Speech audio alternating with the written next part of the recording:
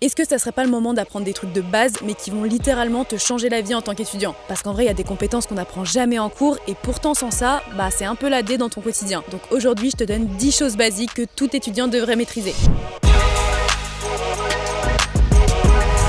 Ok, je retire les lunettes.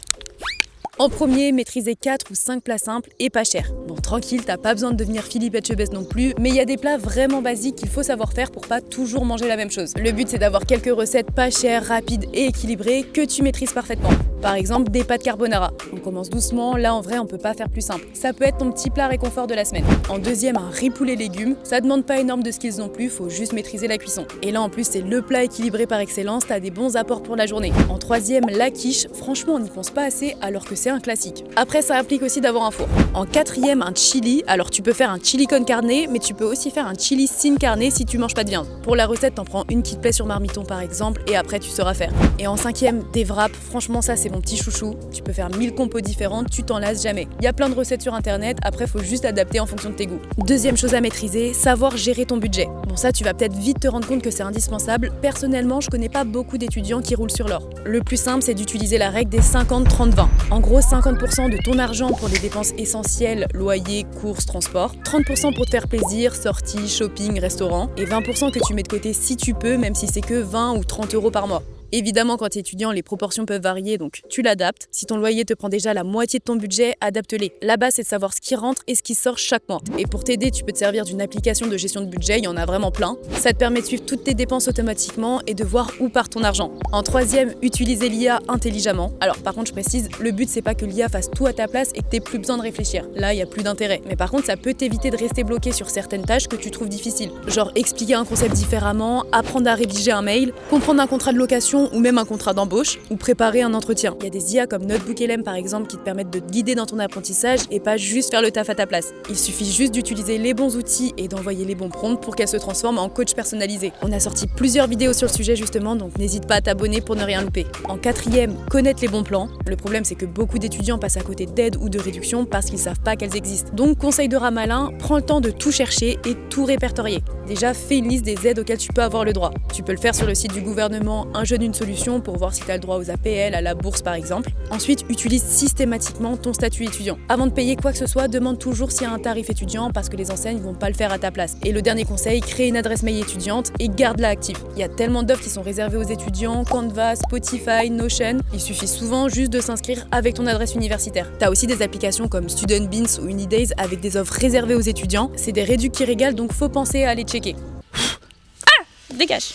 En cinquième, dormir correctement. Les gars, le sommeil, c'est la base de tout. Ta concentration, ton humeur, ta capacité à retenir ce que t'apprends, ta santé sur le long terme. Tout ça, c'est directement lié à la qualité de ton sommeil. Et on aimerait tous le maîtriser, mais le secret, c'est pas forcément de dormir plus. En fait, il faudrait garder des horaires un peu près fixes, arrêter les écrans 30 minutes avant de dormir. Bon, ça, j'avoue, ça demande beaucoup de volonté. Et faire le vide dans ta tête, et pour ça, il y a aussi une méthode. 5 minutes avant d'aller te coucher, tu prends une feuille et t'écris tout ce qui te passe par la tête. Les choses à faire demain, des idées, en fait, tout ce qui peut te stresser et te faire cogiter pendant la nuit. On appelle ça le cognitive offloading. Tu externalises la charge mentale et ton cerveau comprend que l'information est stockée et que tu peux décompresser. En sixième, trouver une méthode de travail qui te correspond. On le dit tout le temps, mais il n'existe pas une bonne méthode de révision. Il y en a qui marchent pour ton pote par exemple, mais pas forcément pour toi. Et c'est pas toi le problème pour autant, je te rassure. Faut en tester plusieurs pour savoir laquelle fonctionnera vraiment sur toi et ça te fera gagner un temps de fou à la rentrée. Des techniques, il y en a plein, flashcards, Feynman, Pomodoro, feuille blanche. On en a partagé plein, donc n'hésite pas à les regarder sur notre compte.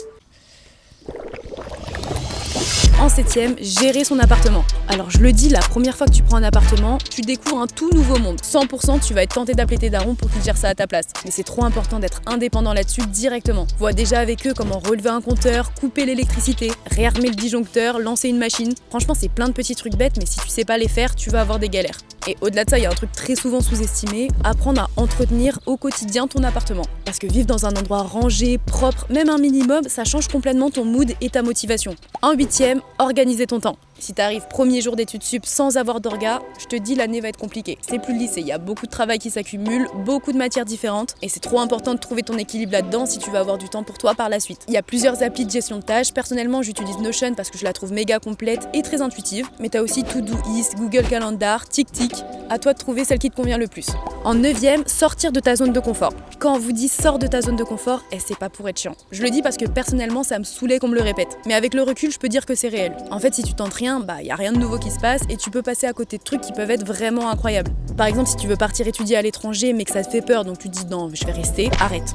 Vraiment, arrête. Tu prends ton courage à deux mains et tu postules au programme Erasmus. T'es pas pris, tant pis, t'es pris, ça peut être l'expérience de ta vie. En fait, à chaque fois que tu fais quelque chose qui te fait peur, tu gagnes en confiance et en XP. Donc t'as rien à perdre. Tu t'en rends pas forcément compte sur le moment parce que t'es focus dans les cours ou les examens, mais les études, c'est clairement l'une des meilleures périodes pour tenter des trucs. Et en 10e, parler avec les autres. Alors comme ça, on dirait un truc que tout le monde maîtrise, alors qu'il y a beaucoup de personnes, introverties ou non d'ailleurs, qui ont du mal à lancer une conversation et même à la tenir sur plusieurs minutes. Il y a une méthode simple que tu peux appliquer direct, c'est le prétexte plus question ouverte. En gros, tu vas pas voir quelqu'un juste pour parler. Tu donnes un prétexte lié à ton contexte. Par exemple, t'as compris ce qu'il fallait faire pour les devoirs. Est-ce que t'as les notes sur ce passage? Le prof a dit quoi déjà pour le partiel? Ça, c'est ton prétexte. Et juste après, t'enchaînes avec une question ouverte pour lancer la discussion. Par exemple, j'ai galéré à apprendre ça. T'as une méthode d'apprentissage toi?